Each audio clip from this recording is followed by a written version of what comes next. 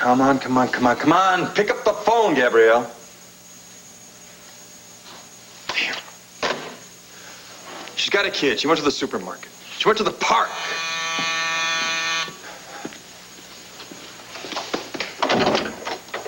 Hi, Max. Well, hello yourself. Well, I went downstairs, but your secretary told me you were up here. Yeah, I was just taking care of some personal business. Oh, if this is a bad time. No, it's okay. You don't have a costume of Mark Anthony or Vine out here, do you? No, just me. I think it's safe. Come on in.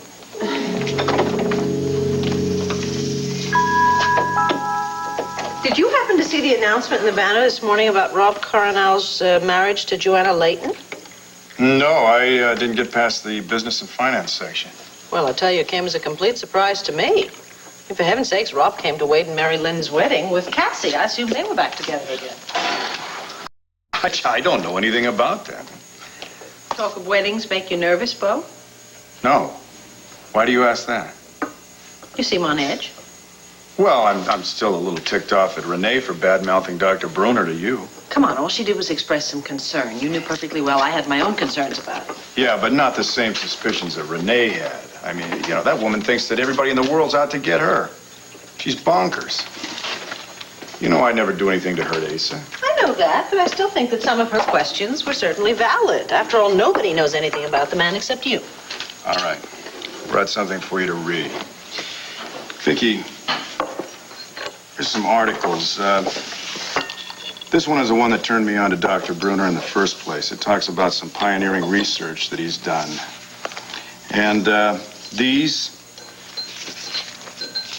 are some medical conferences that he wrote letters for. And now I have a list of research projects that he was invited to supervise in clinics throughout the whole world. Well, you've certainly done your research. Well, I have to give credit to my secretary. She's the one that did it. I wanted to put your mind at ease. Thank you. Vicky, you heard from Cord? No, actually, I was hoping that you had. Well, Nigel told me that he said that he just had to leave the country, so I figured he must be on some kind of a photo assignment. Not for the Banner. In fact, all I know is what Sarah told me, that he had to leave town.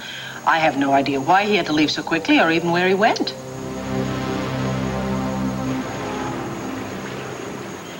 Oh, I've really got to go work off some of this French cooking. Why don't you take a couple of these and I'll wake you when I get back? Oh, Robbie, you know I hate sleeping alone. And it is our honeymoon. Besides, you look just great. Give me a half hour, okay? Okay, but not a second more. I'm going to change into something more comfortable.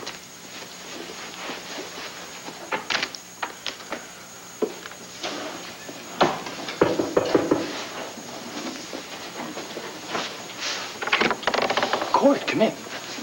Is Joanna around? Yeah, she's changing. Did you get into the clinic? Oh, yeah, I got in. And I had a little hassle with one of the security guards over there. But let me tell you something I did find out. That doctor was lying to me about good old Dr. Bruner.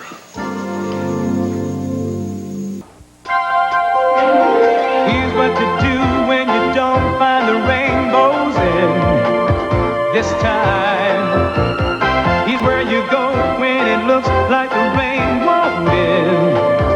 Don't cry. I'll give you tomorrow. Let me be the one to share it with. And each day that follows, 'cause we only have one night to live. So when the secretary went to go get the water for you, you looked through Dr. Bruner's file. That's right. And I didn't find one shred of paper saying anything about where Bruner has been for the last 2 years. Why would the clinic director lie? I don't know. But the secretary did tell me that whenever Bruner's name comes up, this Dr. Metz goes into some kind of a nervous condition. He'll talk about any other doctor who's ever worked at the clinic very freely, except for Bruner. And she doesn't know why. No, she doesn't. So I was thinking maybe I better go back to the newspaper morgue and check that out again. Maybe there's something I missed yesterday. Good. What a nice surprise. Hi, Joanna. How are you? Forgive my appearance. I didn't know you'd be stopping by. Oh, don't apologize to me. You look great. Aren't you sweet? We haven't seen you since we checked into the hotel. I suppose you've been quite busy. Yes. Yes, I have been. Well, you can't spend all your time in Geneva on business. Why don't you join us tonight for dinner? Some friends of ours are throwing a party in our honor, and we'd love to have you there. Oh, well, that's That's a very nice of terrific you. idea. Cocktails are at 7:30, so we should leave the hotel by 7. Oh, it'll be great fun. Please, do join us. Okay, I accept. Thank you very much. Great. Just meet us back here a little bit before 7. I'll be here in proper attire, of course. I'll walk you down. Okay, great. Robert, I have to go work out, remember? And then I think what I'm going to go do is arrange for my father's money to be transferred back to Landview. you'll be filling out forms for hours. Can't it wait until tomorrow? Well, I really would rather get it done now. Then we can enjoy the rest of our trip. All right. But promise me one thing. No more business after today. You got it. Don't lose track of the time. We can't be late for the party. Right. Sweet dreams. See you in a bit. I don't understand how I could have been so wrong about John, you know. Maybe I was just trying too hard or something, I don't know. I thought that he was the man that was going to be able to keep up with me, so to speak. Yeah, well, maybe you just need to slow down on the fantasies a bit. No, that's not it. It was Cassie. He couldn't get her out of his life. I mean, how long did it take you to get over Tina? Long time. See, there you go. And then you were going to marry her. I mean, he was contentious to live with Cassie and not even commit himself till she ran off with Rob. And that's why he went to London to get her ladyship to take Rob back. Sounds to me like he's pretty serious. Yes, it certainly does. And he tried to convince me that he was just concerned about her because she was going to get conned by some man. Right. I almost believed him, too, until he totally freaked out when I told him that Joanna had married Rob. All he could think about was poor Cassie, poor Cassie. Well, aren't you concerned about poor Cassie? Cassie and I aren't getting on too well these days. Melinda, she's your only family besides Dorian. You know, I keep hearing that family is supposed to be so important, but in my experience, the last people in the world I would trust would be my family. What about you? You and your brother, you trust each other? Well, we've got our problems, but I'm going to put us back on the right track as soon as Steve recovers. Family is important. It's damned important. Said with such conviction. Are you waiting for a call? No, actually, I'm waiting to make one. Do you mind? You want me to leave? No, you just stay put.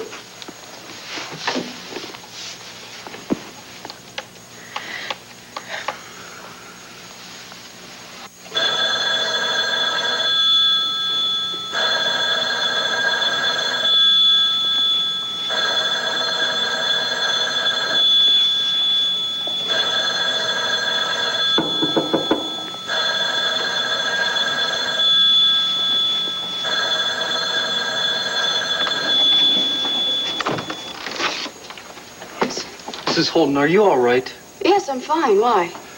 The phone's been ringing off the wall. I was worried. It's okay, officer. I'm just not in the mood to talk to anyone. I'm sorry. Excuse me.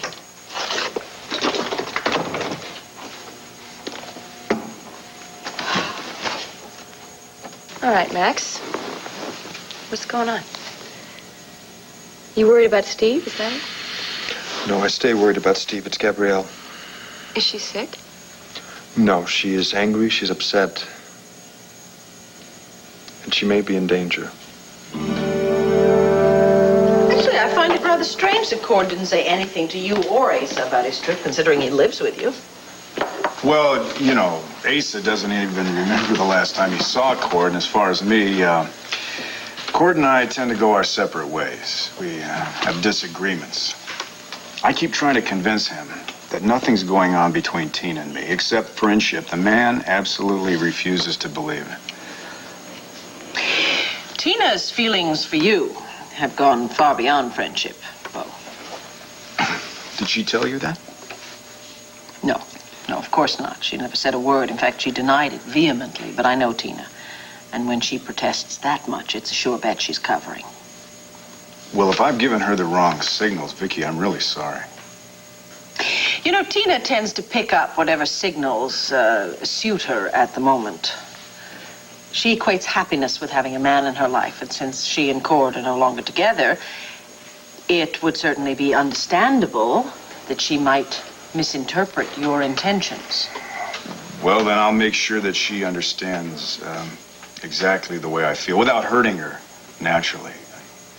You know what? I've got to get back to the office. I've got a big deal pending, and I want to close it today. I feel like an orphan.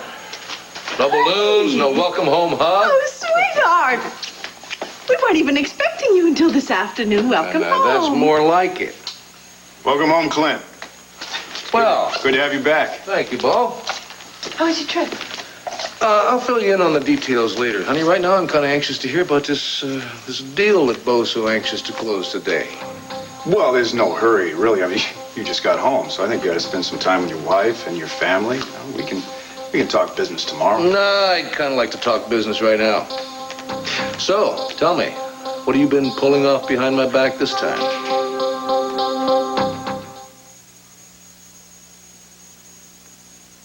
It's a typical move, Clint. You just stroll in, you start accusing me of mismanaging Buchanan Enterprise. I don't really think that's what Clint meant, Bo. Bo, you know, after the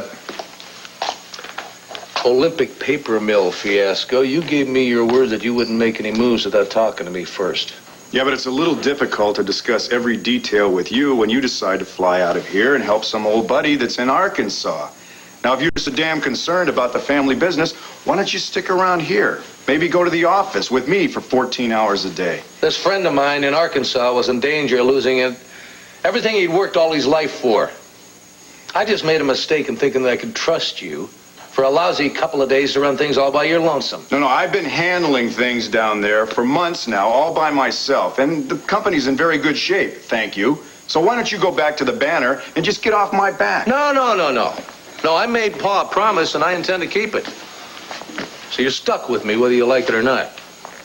And there won't be any deals made without me knowing about it, whether you know it or not. Honey, Bo, I'm sure that you two can discuss this calmly and rationally without fighting. I mean, you both want what's good for the company. Why don't you sit down and talk about it, and you'll reach an agreement? In fact, why don't you talk about it over lunch? Or, I don't even have time for lunch. Make time for lunch. I want to know all about this new deal of yours. I've decided to sell one of our offshore oil operations. Oh, really? Which one? The Orca. The Orca?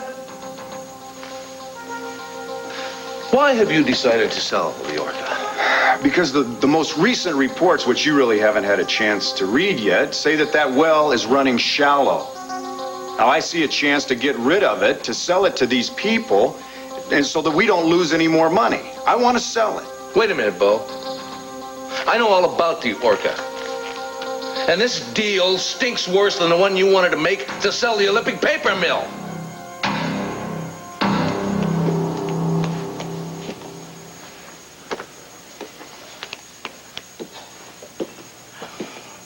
Henry, you are driving me to distraction. Very well. I shall pace in the garden. Why are you so upset?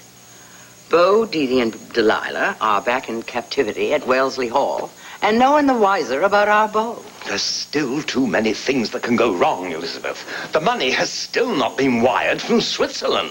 Joanna said that Rob would wire the money, and I'm sure he will. What about Cord Roberts? He's over in Geneva snooping around the clinic, asking questions about Dr. Bruner. Dr. Metz concealed Bruner's whereabouts for the past 2 years, and successfully at that. We weren't successful in keeping Clint Buchanan away from town long enough for our Bo to sell the oil operation. If Clint knows enough about the Orca well to oppose the sale, well, then he might convince Asa to side with him, just as he did over the paper mill. Asa is incapable of siding with anyone, thanks to Dr. Bruner's excellent care. Our Bo can handle any objections Clint might have over selling the Orca. And Henry, you told me yourself that the facility at Stonecrest will be ready by the time our prisoners arrive tonight from England. Really, considering the enormity of our operation, I think we've done beautifully. Well, perhaps. But I'm not going to uncork the champagne until the money has arrived from Switzerland and our prisoners are safely tucked away in their quarters here in Landview. Most of all, darling, I just want you to know how much I love you and Max. More than anything, I want you both to be happy. That's why, if anything ever happens to me, I hope you and Max will put the past behind you. Be together without guilt. Enjoy one another's love. Nothing would please me more than to know the two people who are the most important in my life are together. So that your happiness will always be mine. Are you wasting your time? Is there really such a thing as happiness for any of us?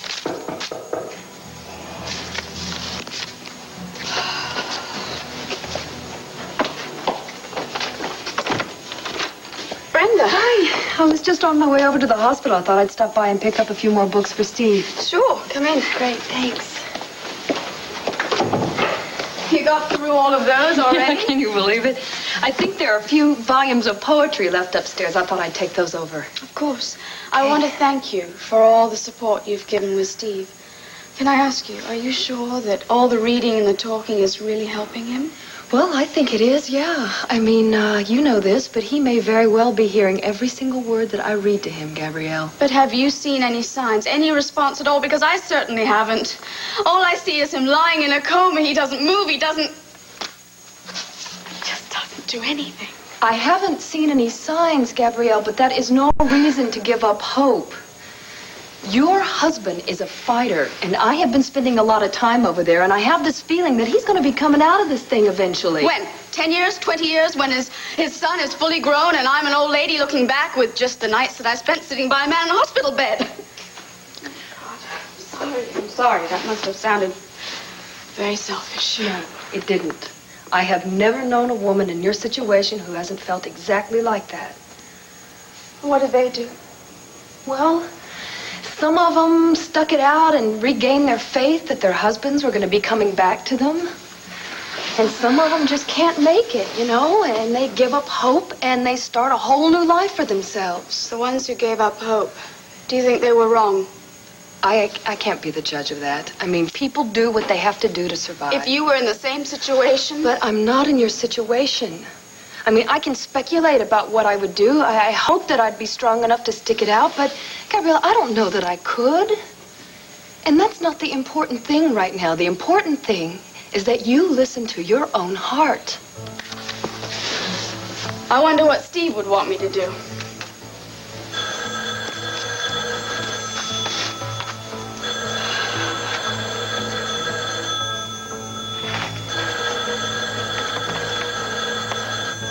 Gabrielle, do you want me to get that for you? No.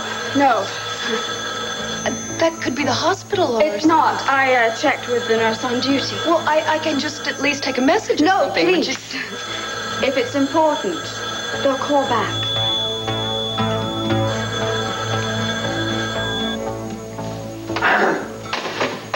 Oh, dear, no answer yet? No. Well, look, if she has a guard there, I mean, I think she'll be all right. Nobody's going to break in if the cops are there. Yeah, but if someone from her father's drug ring in Argentina wants her, I don't think a cop being there is going to matter to him. Oh, but why did you let her go back to her own house anyway? It seemed like the thing to do at the time. Come on, this suite's not that big, and 3 people here, plus babysitters in and out.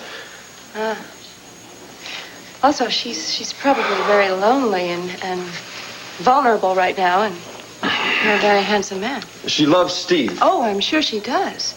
I'm sure she does, but she's human, and, you know, I have to say this.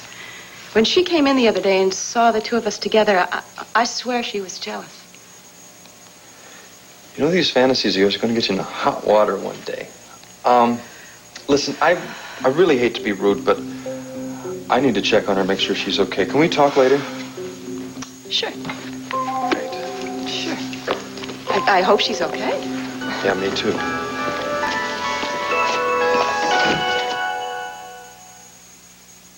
Maybelline. It's not like anybody is going to lose their jobs over this. Now, the companies, they've decided to keep the men working on the Orca. Any others can be transferred to one of our other rigs. I don't quite understand why a company would want to buy the well if it's running dry. They don't know that it's running dry. What? They haven't seen the most current reports. It's not like I've shown them false reports. There's nothing illegal about any of this. Seems rather unethical to me. Sweetheart, you're wasting your breath. You're using words that Bo happens to have forgotten the meaning of.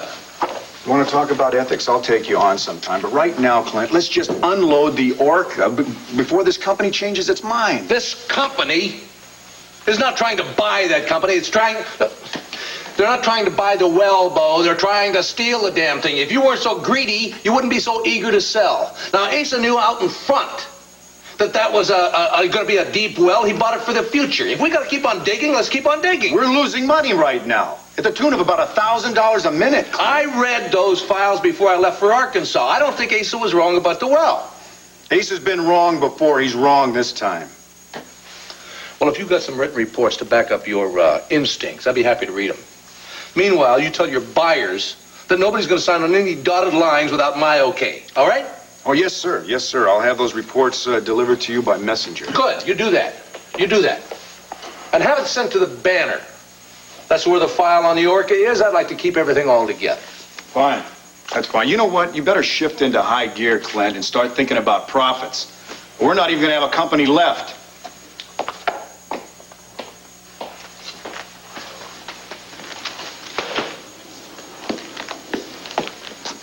I'm sorry. I tried to stay calm, but that fella keeps pushing the wrong buttons on me lately. I don't know what the hell is happening to him. Renee thinks he's dangerous. What? Yeah. She came by here the other evening and said a lot of things which I found, quite frankly, very disturbing. I wasn't going to tell you any of this till you'd had a chance to unwind, but now maybe I better tell you about it on the way to the office. Well, come on, let's go. Darling, you're back on time. You are indeed a man of your word. I proved that when I married you, didn't I? Did you get all your business taken care of? Yes, the money is being wired to Landview in care of your father. So now all we have to worry about is us. And Bunny Hartley. I'm going to go and have a nice shower.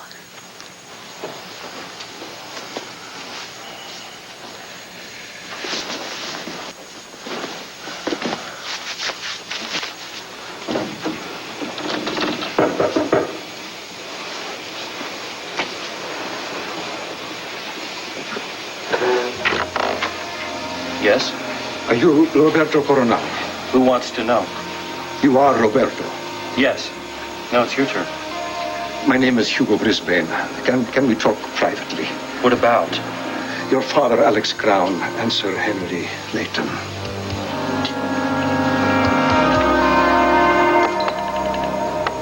Well, at the rate you're going, you'll probably finish these in no time flat. Yeah. I hope you're enjoying the books you're reading. Oh, I am. So how long are you going to be here in Landview? Well, at least through the summer. My little brother just loves it over there at Land Fair. And he and those Buchanan boys have become such fast friends. They're really cute. That's great. I do appreciate your concern with Steve, really. Yes, and listen, if there's anything that I can ever do for you, I wish you'd let me know. I'm fine. Well, I know about the attack on you. How? Well, Tina happened to mention it to me. Oh, yes. Good old reliable Tina. Well, no, she didn't mean any harm by You know, she never does. She was just concerned, and so are a lot of people. I mean, I know you have a police guard here and everything, but you must be frightened, and... Well, if you get scared, why don't you call me? We'll go for a walk or talk or go eat something. And I won't press it, but please call me if you need me, all right? I will, I promise. Okay. Thank you again. Yeah, for getting more books. I'll call if there's any change, okay? Okay. Bye. Bye-bye. Gabrielle, why haven't you been answering your phone? I thought something happened to you. I might as well be lying dead on the ground for all you care.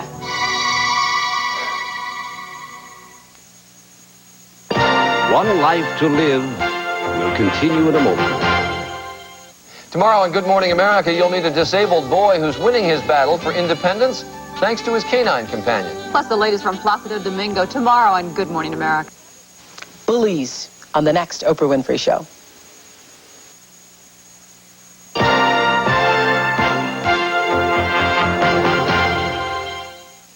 Keep your phony concern to yourself and leave me alone.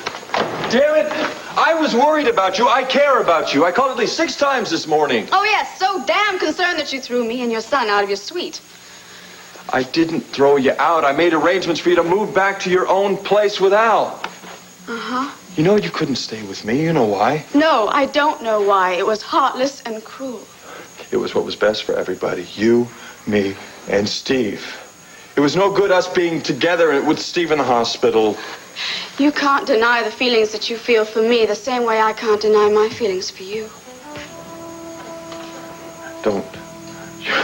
Don't do this to me. It's not fair. I don't care. I'm tired of being alone, longing to touch you, to be with you. That night in your suite when we made love, that was right. It was so good. You can't deny the way you felt then. Look, I had too much to drink.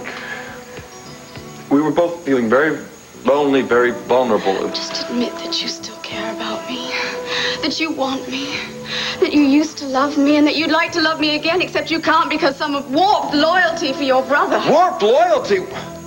Dad, will you listen to yourself? Steve is my brother. He's your husband. I don't care what we feel. What we did was wrong. Look, you broke your vows, and I betrayed my brother, and I will not do that again. Mr. Colonel, it was not safe for me to come here, but I gave my word. Mr. Brisbane, what are you talking about? What do you know about my father and Lord Henry? I was your father's friend. I know Lord Henry has told you otherwise. He told you that Alex was his only friend and that he was the only one that he could trust. He did not tell you the truth. When your father left Europe for the States, he contacted me and gave me this letter to deliver to you. But why are you giving it to me now? Why didn't you just send it to Landview? My instructions were to deliver it personally. I knew you were coming to Geneva, and I have been looking for you. Your father was a good man. I loved him very much and pray for his soul daily. Mr. Brisbane, why didn't my father tell me about you? Why didn't Please, I know you have many questions, but I can tell you nothing more. Well, what's in this letter? It is a letter, isn't it? I have no idea, and I don't want to know. I have made a promise to my friend Alex, and it is fulfilled. God bless you.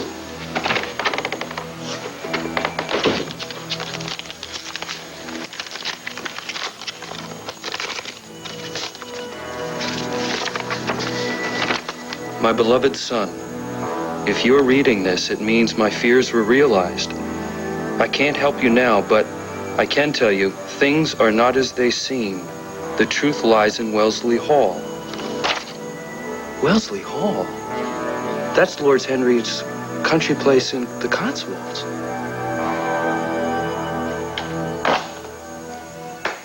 That was the manager of the bank? Indeed it was. Happily reporting that he received a wire from Geneva and the money will be transferred immediately. Thank heavens for modern technology. Ah, even my incurable optimist is relieved, is she? Oh, Henry. This whole experience reminds me of a seesaw I had as a child. I didn't like the feeling then, and I don't like it now. Well, let's hope things continue to go smoothly. Clown is at it again. If this country depended on him, we'd be stuck in the 18th century. Would you care to cease ranting and tell us exactly what the problem is? Clint's back in town. He's making noises about the sale of that oil operation. Now, he thinks he knows more about the business now than I do. He wants to read every file or he's not going to commit to that sale. Well, unfortunately, in this case, he does know more about the company than you do. Oh, thanks a lot, Elizabeth. Why don't you just shoot higher next time? Just kill me outright, okay? Bo, you're supposed to have answers to all his questions. And a false report proving your reasons for selling the oil well. Yeah, but unfortunately, you and the lordship over here didn't keep him out of town long enough. The false report's not ready yet. Now, if he reads the files that we have on the Orca right now, he's never going to agree with the sale. So we got to have our company buy that oil well right now, or he's going to know I'm lying right through my teeth. Where is Clint Buchanan now? He's on his way to the Banner to read the Orca file. We have no choice, my dear. Henry, we must be absolutely certain. Desperate times need desperate measures and sacrifices in proportion. Would someone mind translating that into plain English for me? The less said, the better, old chap. But you can rest assured we will put an end to Clint's ill-timed curiosity.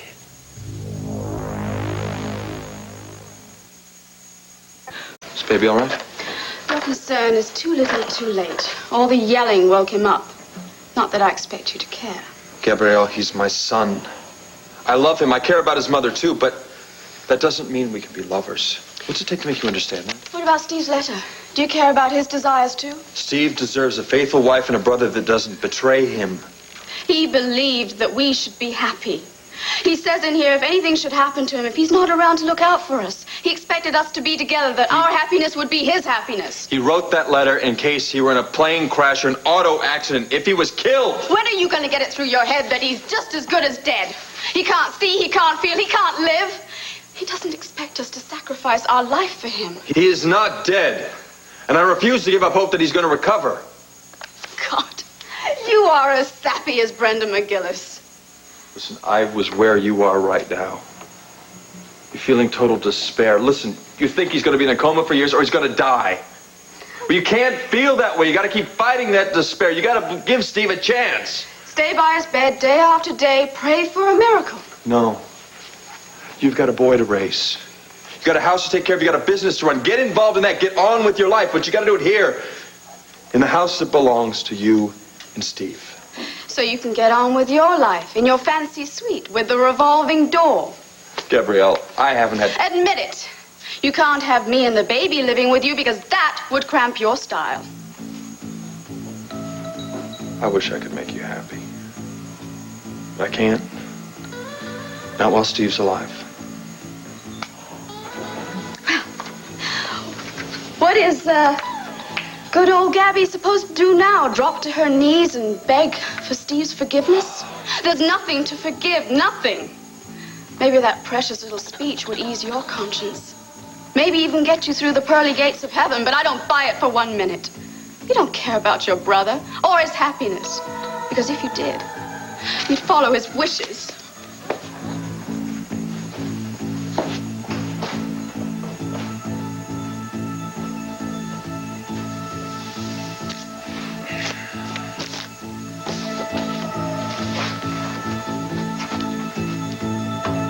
Well, you were not quite as shocked as I was, but almost. Good afternoon, Well, afternoon. I wasn't around during most of Paul and Renee's courtship, so I can't really judge how she really felt about it. Afternoon. Cord thinks that she really loves him. Yeah. Bo thinks that she was just after his money. So what do you think? I don't know. At this point, I'm beginning to think that she's just a disturbed woman. I guess she did all this to try to get back together again with Asa. What I find very peculiar, though, is that she would pick Bo to be the villain. I mean, aside from the fact that I have known him and loved him for years, I've had first-hand experience of his compassion and his deep caring for this family when you were gone. I mean, I cannot believe that he's capable of hurting anyone, least of all his father.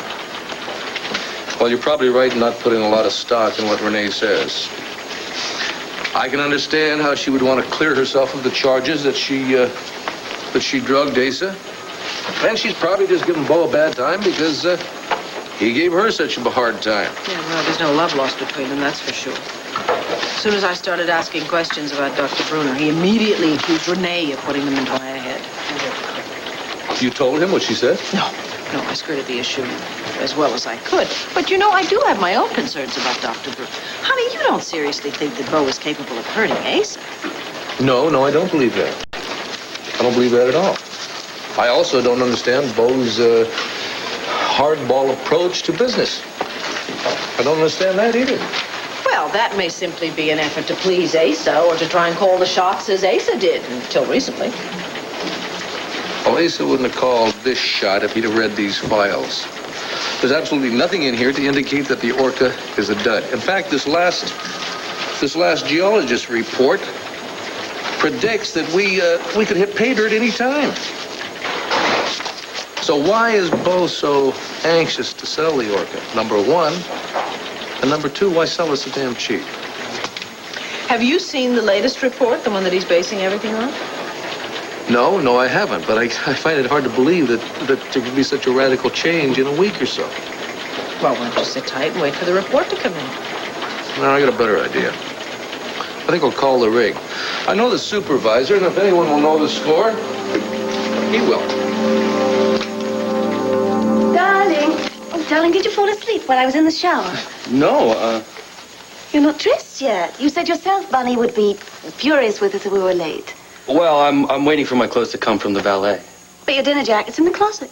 Oh, my shirt's in the cleaners. Oh, dear, the service in this hotel used to be fantastic, but it's really gone to seed.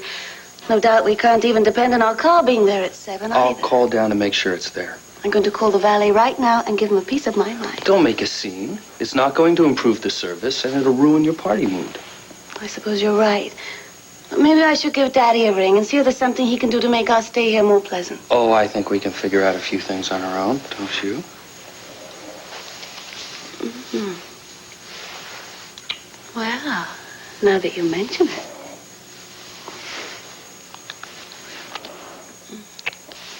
I'm beginning to regret having accepted that dinner invitation. Well, we're stuck, so we'll have to grin and bear it. Why don't you go down to the bar and wait for me there? I'm sure you'll find some friends down there, so you won't be bored. Mm-hmm. Staying with you isn't boring. Let's not start something we can't finish. All right. I'm off to the bar. But you be there at 7 sharp, or else.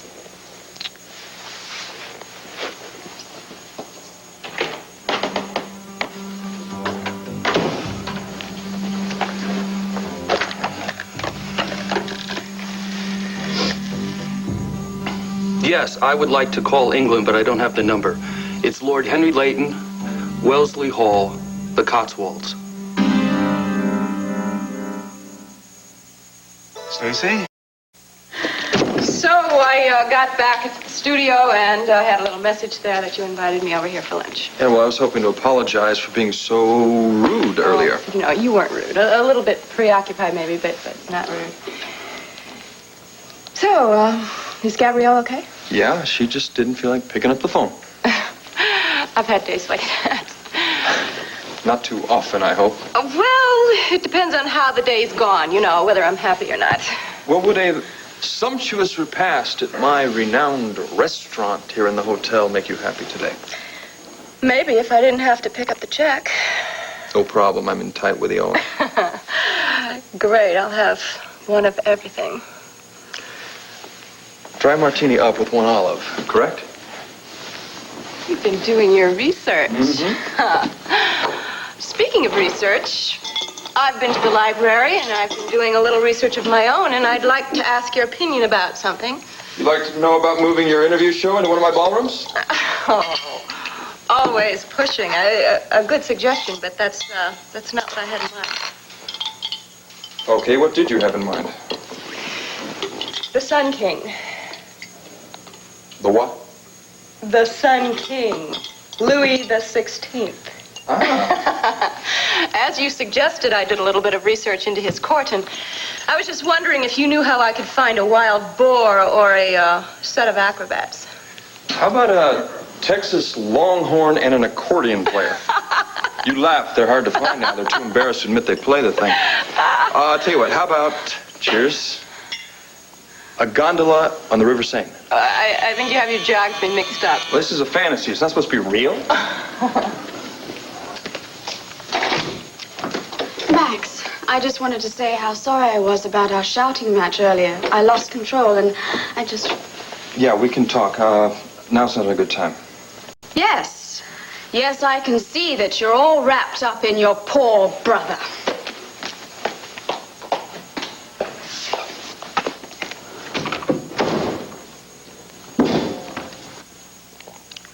Problems? Nothing that can't wait.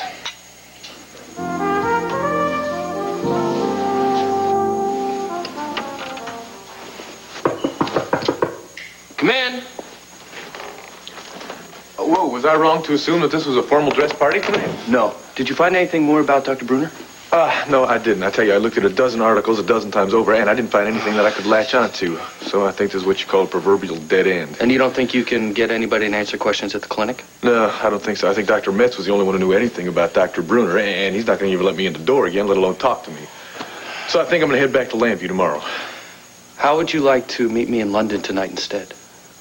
London? Yeah, this guy came by earlier with an envelope, and it had a strange letter from my father in it. Now, I want to check it out, and I might need your help. Well, sure, I'd be more than happy to help you out here, Rob. Why don't you tell me a little bit more about this messenger, or better yet, what exactly did your message say from your dad?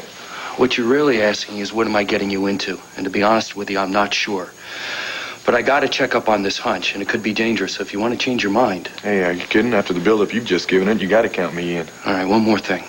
I don't want you to breathe a word of this to Joanna. I don't want her anywhere near this. Especially the dangerous part. Yes. Listen, does Joanna know that you're not going to go to this party tonight? Because she's downstairs sitting at the bar, and I tell you, she looks mighty dressed up and very impatient. Yeah, well, she'll get over it. Listen, I have already booked reservations on the next flight to London for us. You take the next flight that leaves an hour later. Relax, Bo. Have a drink with us. Is that your answer to everything? A cocktail and some witty conversation? I'm afraid our Beau is feeling a little guilty about his failure with Clint. Hey, you let Asa steal your company right out from under your nose. Now, Clint's a hell of a lot tougher than Asa. Do you want to discuss... No. Let's not have any angry words. The money from Robert's inheritance is being transferred at this very moment. Once we have overcome Clint's objection to the Orca Well sale, we shall have the oil company firmly in our pocket. We can't convince him without the false report. We don't have it yet, Henry. Hello.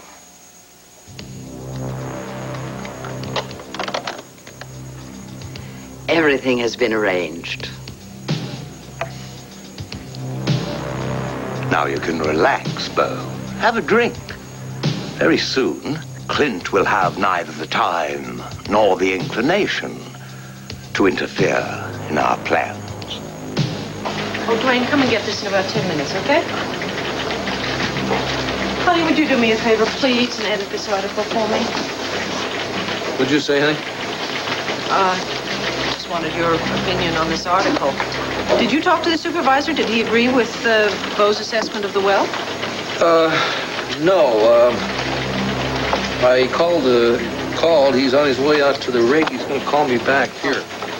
But I'm sure he's going to agree with me. I mean, I've gone over that file with a fine-tooth comb, and there's no way that Asa was wrong about that well.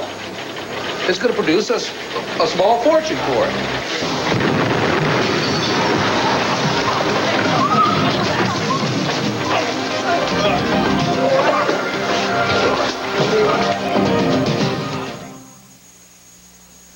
I love the flip.